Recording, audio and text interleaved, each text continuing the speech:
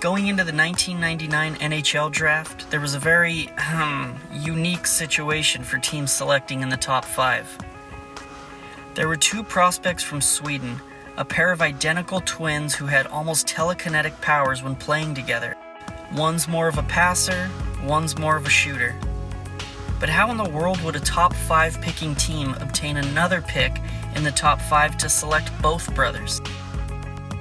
Their agent Mike Barnett suggested 2 different options to the twins to grant their wish of playing together.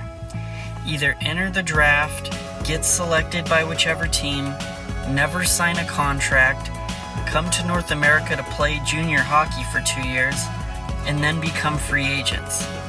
Or have one brother opt out of the 1999 draft in hopes of getting selected in 2000 by the same team that took the other twin the year prior. But in comes Brian Burke, one of the most flair for the dramatic NHL GMs ever, who said, "Hold up."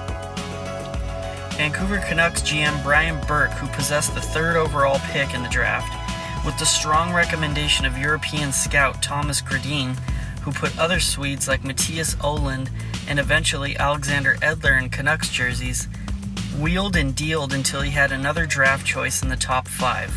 What a nut. At one point, Burke had the 1st overall selection, which he traded to the Atlanta Thrashers on the condition that they draft Patrick Stefan and not Henrik or Daniel. Stefan played 6 years in the NHL and became known as one of the biggest NHL draft busts ever. That's what makes this an even more legendary maneuver by Burke and his staff.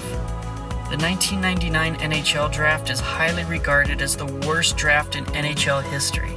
The first round is almost entirely draft busts. There were only 2 players from that first round to ever be named to an NHL All-Star team. Any guesses on who those 2 were?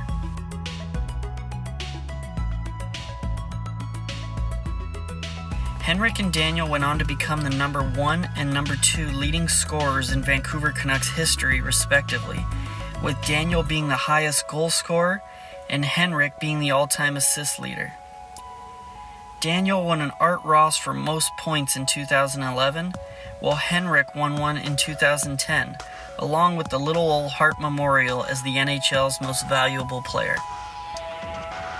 Even with all of the on-ice accolades on the table, there is one word that really comes to mind when looking back on the Sedin's career: class. Even a Bruins fan will admit that.